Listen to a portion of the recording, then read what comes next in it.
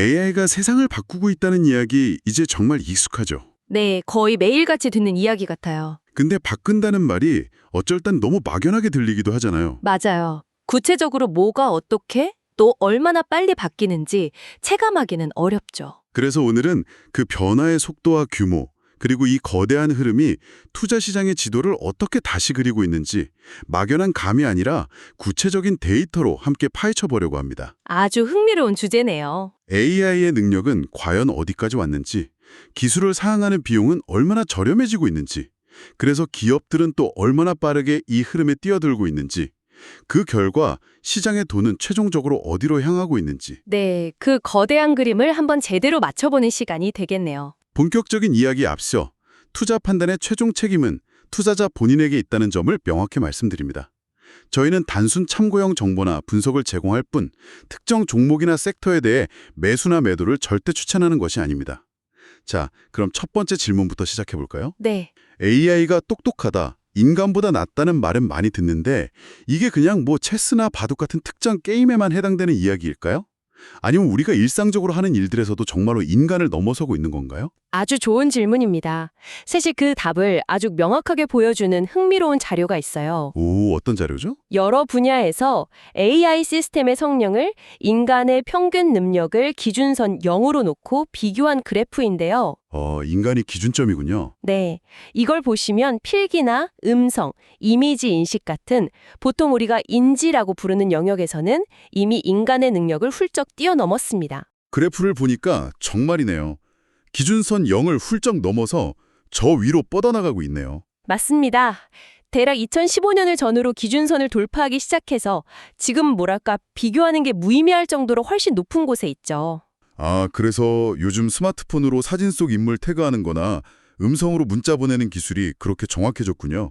정말 체감이 되네요. 네, 바로 그 기술들이죠. 그런데요, 여기 그래프를 보니까 언어 이해나 예측 추론 같은 좀 더 복잡한 사고가 필요한 영역은 아직 인간 수준에는 못 미치는 것처럼 보이는데요. 네, 아직은 그렇죠. 정확히 보셨어요. 하지만 여기서 우리가 더 주목해야 할 것은 그 격차를 좁히는 속도입니다. 속도요? 네, 불과 몇 년 전만 해도 한참 뒤처져 있던 영역인데 정말 무서운 속도로 따라붙고 있거든요. 이 추세를 보면 머지않아 인간을 기준으로 삼는 것 자체가 무의미해지는 시점이 올 수도 있다는 그런 강력한 신호로 볼 수 있습니다. 와, 단순히 하나의 작업을 잘하는 걸 넘어서 예를 들면 이런 기능을 하는 앱을 만들어줘처럼 여러 단계로 이루어진 아주 복잡한 프로젝트 같은 것도 맡길 수 있게 되는 걸까요? 바로 그 지점이 AI의 다음 단계, 그러니까 AI 에이전트의 개념과 직접적으로 연결됩니다. AI 에이전트요? 네, 여기서 말하는 에이전트는 단순히 명령에 답하는 챗봇을 넘어서는 개념이에요. 복잡한 목표를 주면 스스로 계획을 세우고 자료를 찾고 여러 단계를 거쳐서 실행까지 하는 그런 자율적인 AI를 의미하는데요. 아, 거의 사람처럼요? 그렇죠. 실제로 AI가 자율적으로 수행할 수 있는 작업의 길이와 복잡성이 기하급수적으로 늘어나고 있습니다. 어느 정도로요? 예를 들면 2019년의 GPT-2 모델은 몇 분짜리 아주 간단한 작업만 가능했다면 2025년 이후에 나올 것으로 예상되는 모델들은 20분이 넘는 복잡한 소프트웨어 엔지니어링이나 사이버 보안 같은 다단계 작업을 80% 이상의 성공률로 완료할 수 있을 것으로 예측돼요. 80% 이상의 성공률이요? 와, 그건 정말 차원이 다른 이야기네요. 네, 완전히 다른 국면으로 접어드는 거죠. 단순한 도구에서 이제는 프로젝트를 믿고 맡길 수 있는 팀원이나 관리자로 역할 자체가 바뀌는 거군요. 정확합니다. 그런데 문득 궁금한 게 이런 엄청난 성능을 가진 AI를 개발하고 또 운영하는 데는 정말 천문학적인 비용이 들잖아요. 네, 엄청나게 들죠. 그럼 결국 소수의 거대 기업만 쓸 수 있는 그들만의 기술이 되는 건 아닐까요? 그 부분이 바로 이 혁명의 가장 역설적이면서도 강력한 지점입니다. 역설적이라니요? 기술을 개발하는 데 막대한 비용이 드는 건 사실이에요.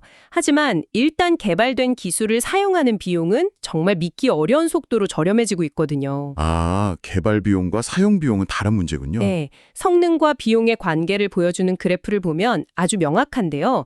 시간이 지날수록 새로운 모델들이 성능은 더 높은데 비용은 오히려 더 저렴해지는 그래프의 오른쪽 상단으로 계속 이동하는 것을 볼 수 있습니다. 비용이 구체적으로 얼마나 떨어지길래 그렇게 말씀하시는 건가요? 구체적인 숫자를 들어보면 아마 더 놀라실 거예요. 네, 궁금하네요. 2023년 3월에 출시됐던 GPT-4 모델의 경우 100만 토큰, 그러니까 대략 75만 단어 정도를 처리하는데 37.5달러가 들었습니다. 37.5달러요? 그런데 2025년 8월에 나올 것으로 예상되는 GPT-5 나노 모델은요, 같은 양을 처리하는데 단 0.14달러, 우리 돈으로 200원도 안 들 것으로 보입니다. 잠깐만요. 0.14달러요? 네, 0.14달러입니다. 37.5달러에서 0.14달러로 계산해보면 비용이 무려 99.7%나 감소하는 거네요. 맞습니다. 99.7% 감소. 와, 99.7%.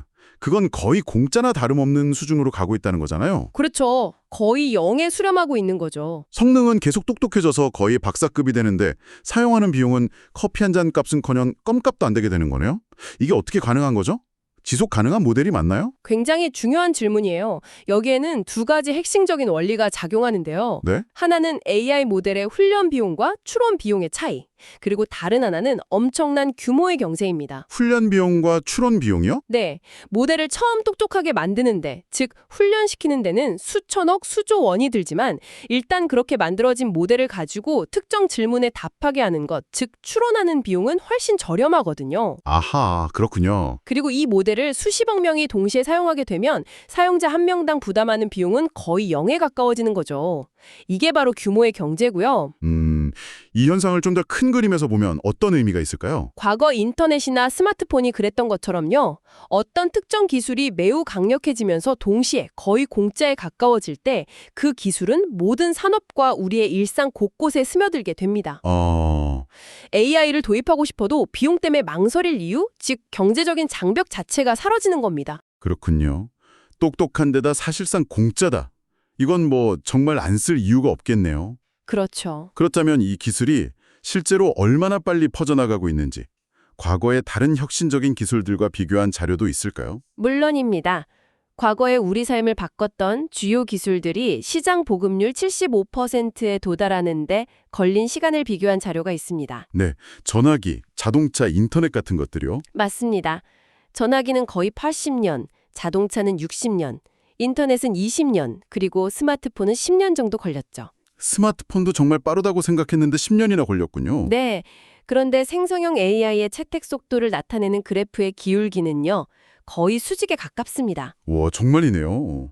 그냥 직선으로 위로 솟구치는데요? 그 어떤 과거의 기술보다도 압도적으로 빠를 것으로 예상되는 거죠. 아니, 왜 이렇게까지 빠른 거죠? 스마트폰도 정말 혁신적이고 빨랐다고 생각했는데 그것과는 아예 비교도 안 될 정도네요. 그 이유는 AI가 완전히 새로운 물리적 인프라를 필요로 하지 않기 때문입니다. AI는 이미 전 세계에 촘촘하게 깔려있는 인터넷망과 수십억 개의 스마트폰이라는 기존 인프라 위에서 그냥 소프트웨어 형태로 배포가 되거든요. 그렇군요. 과거에 전력망이나 도로, 전화선을 처음부터 하나하나 구축해야 했던 기술들하고는 출발선 자체가 다른 거네요. 바로 그겁니다. 앱스토어에서 앱 하나 다운받는 것처럼 아주 쉽게 AI를 접할 수 있으니까요. 듣고 보니 정말 그렇네요. 그럼 기업들의 움직임은 어떤가요? 개인 사용자들 말고요. 실제로 이 기술을 이용해서 돈을 버는 데 쓰고 있는 기업들이 많아지고 있나요? 네, 그 변화가 아주 뚜렷하게 나타나고 있습니다. 이미 AI를 도입해서 상품이나 서비스를 생산하는 기업의 비율이 꾸준히 늘고 있고요. 어떤 분야에서 특히 두드러지나요? 특히 정보, 금융, 그리고 전문 기술 서비스 분야에서는 이미 30%에 가까운 기업들이 AI를 활발하게 활용하고 있습니다. 거의 세 곳 중 한 곳은 쓰고 있다는 거네요. 네, 그리고 더 나아가서 대기업들을 대상으로 한 설문조사를 보면요. 2025년 9월까지 전체 대기업의 44%가 AI 에이전트를 파일럿 테스트 중일 것이라고 답했고 9%는 이미 일부를 배포 완료할 것으로 예상됩니다. 와, 두 개를 합치면 절반이 넘는 53%의 기업들이 AI 에이전트를 실제 업무에 도입한다는 뜻이네요. 맞습니다. 한번 써볼까 하는 그런 탐색 단계를 지나서 이제는 본격적인 도입 단계로 완전히 넘어가고 있는 겁니다. AI가 거의 공짜가 되어서 모두가 쓰게 된다니 어떻게 들으면 약간 디지털 유토피아처럼 들리기도 하는데요. 네, 그렇게 볼 수도 있죠. 하지만 이 보이지 않는 소프트웨어 혁명이 현실 세계에서는 오히려 거대한 굴뚝산업과도 같은 아주 육중한 물리적 기반을 요구한다는 역설이 숨어 있을 것 같아요. 정확히 핵심을 짚으셨습니다. 이 모든 걸 뒷받침하려면 뭔가 정말 대단한 게 필요하지 않을까요? 네, 바로 그 지점이 이 혁명의 거대한 이면이죠. AI라는 이 무형의 기술을 뒷받침하기 위해서 유형의 그것도 아주 거대한 규모의 물리적 투자가 반드시 선행되어야 합니다. 물리적 투자요? 네, 알파벳, 아마존, 메타, 마이크로소프트 같은 거대 기술 기업들, 우리가 흔히 하이퍼스케일러라고 부르는 지역들의 설비 투자액, 즉 캐펙스가 폭발적으로 증가하는 이유가 바로 여기에 있습니다. 그 기업들이 돈을 얼마나 쏟아붓고 있는 건가요? 이들은 2024년 이후부터 영업활동으로 벌어들인 현금의 60% 이상을 투자에 쏟아붓고 있고요. 2026년에는 이들 기업의 설비 투자액 합계가 무려 3천억 달러, 우리 돈으로 약 400조 원에 육박할 전망입니다. 400조 원이요? 네, 400조 원입니다. 와, 정말 상상도 안 되는 규모네요. 그 돈은 전부 다 어디에 쓰이는 건가요? 대부분이 바로 데이터 센터를 짓는 데 사용됩니다. 데이터 센터요? 네, AI 모델을 훈련하고 운영하는 데는 어마어마한 양의 컴퓨팅 파워가 필요하고 이건 곧 막대한 전력 소비로 이어지기 때문이죠. 그리고 여기서 디지털 혁명의 또 다른 병목 현상이 드러납니다. 바로 전력입니다. 전력이요? 네, 미국의 데이터 센터 전력 소비량 예측치를 보면요. 2030년에는 미국 전체 전력 수요의 약 8%에 달할 것으로 보입니다. 8%나요? 국가 전체 전력의 8%를 데이터 센터가 쓴다는 건 이건 정말 엄청난 양인데요? 상상 이상이죠. 그만한 전기는 다 어디서 끌어오는 거죠? 기존 전력망으로 감당이 되나요? 그게 바로 새로운 과제이자 동시에 새로운 기회가 되는 부분입니다. 이 엄청난 수요를 감당하기 위해서는 결국 새로운 발전소를 짓고 전력망을 더 확충해야만 하거든요. 그렇겠네요. 결국 AI 경쟁은 단순히 더 좋은 알고리즘을 만드는 기술 경쟁인 동시에 데이터 센터를 지을 땅과 자본, 그리고 막대한 전기를 안정적으로 공급할 수 있는 에너지 인프라 경쟁이기도 한 거죠. 와, 정말 흥미롭네요.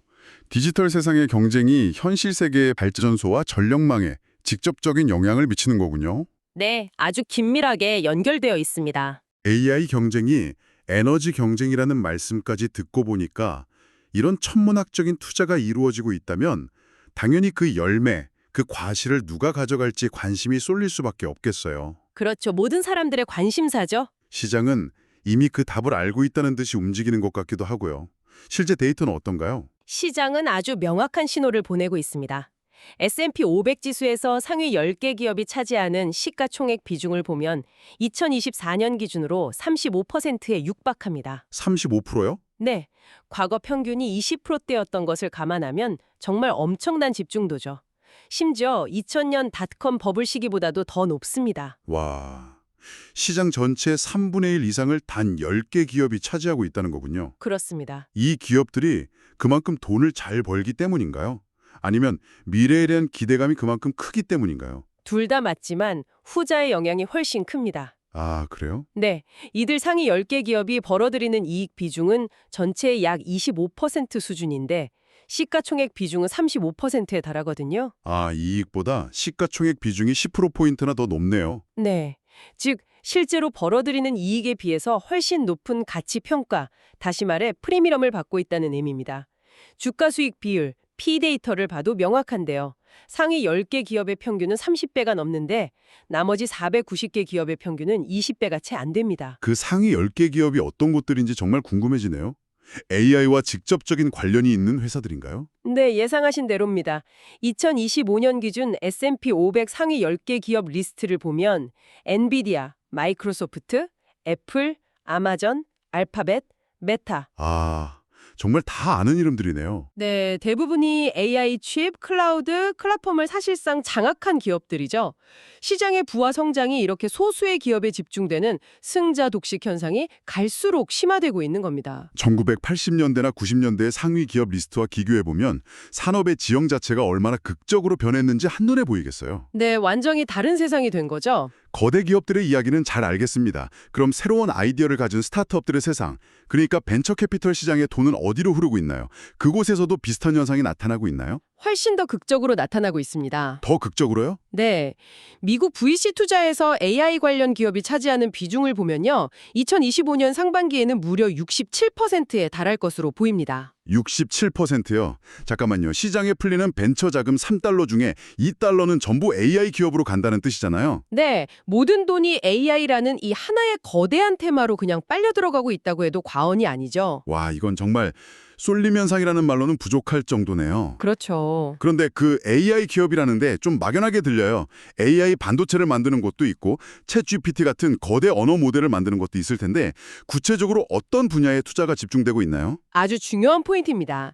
VC 투자를 유형별로 세부적으로 들여다보면 정말 흥미로운 사실을 발견할 수 있거든요. 네. 물론 AI 반도체나 거대 언어 모델, 즉 LLM 자체에 대한 투자도 굉장히 크지만 가장 큰 비중을 차지하는 것은 섹터별 애플리케이션입니다. 섹터별 애플리케이션이요? 그게 구체적으로 어떤 거죠? 하는 서비스에 대한 투자를 말합니다. 아, 그거 정말 중요하겠네요.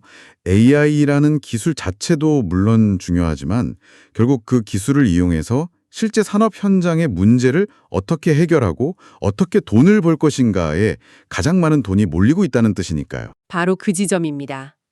이건 시장의 관심이 AI 기술 자체의 가능성을 탐색하는 단계를 넘어서 이제는 AI를 활용해 어떻게 비즈니스를 할 것인가라는 아주 구체적인 사업화 단계로 넘어가고 있음을 의미합니다. 투자자들이 AI 인프라나 기반 기술을 넘어서 그 위에서 피어날 구체적인 응용 서비스와 솔루션에 집중하고 있다는 아주 강력한 신호로 해석할 수 있는 거죠. 오늘 데이터를 통해서 AI 혁명의 정말 거대한 흐름을 짚어본 것 같습니다. 네, 정말 많은 이야기를 나눴네요. 인간의 능력을 넘어서는 속도로 발전하는 기술, 또 거의 공짜에 가까워지는 비용 구조, 그로 인해서 나타나는 역사상 가장 빠른 기술 확산. 네, 그리고 그 이면에 있는 거대한 투자까지요. 맞아요. 이 디지털 혁명을 뒷받침하기 위한 데이터 센터와 전력망이라는 거대한 물리적 투자와 그 결과로 나타나는 소수 기업으로의 자본 집중까지 정말 거대한 변화의 파노라마를 본 것 같습니다. 네, 오늘 살펴본 데이터들은 분명히 거대한 기술적 그리고 경제적 전환을 가리키고 있습니다. 성능은 기하급수적으로 향상되고 비용은 급격히 하락하고 그 채택 속도는 과거 어떤 기술보다도 빠르죠. 네, 새로운 시대의 서막을 알리는 신호들 같아요. 분명히 그렇습니다. 하지만 우리가 과거의 역사를 한번 돌아보면요. 철도나 인터넷, 닷컴 버블처럼 거대한 기술 혁신은 종종 투기적 과열과 그에 따른 거품 붕괴를 동반했습니다. 아, 그 점도 잊으면 안 되겠네요. 그래서 오늘 이 분석을 들으신 여러분께서 스스로에게 한번 던져봐야 할 질문은 바로 이것입니다. 이 거대한 변화의 흐름 속에서 지속 가능한 혁신과 일시적인 투기적 과열을 어떻게 구분할 것인가? 네, 아주 중요한 질문인 것 같습니다. 그 답을 찾아가는 것이 앞으로의 가장 큰 과제가 될 겁니다. 다시 한번 말씀드리지만 투자 판단의 최종 책임은 투자자 본인에게 있다는 점을 명확히 말씀드립니다. 저희는 단순 참고용 정보나 분석을 제공할 뿐 특정 종목이나 섹터에 대해 매수나 매도를 절대 추천하는 것이 아닙니다. 항상 여러분의 성공 투자를 기원합니다. 내용이 좋으셨다면 구독, 좋아요 부탁합니다.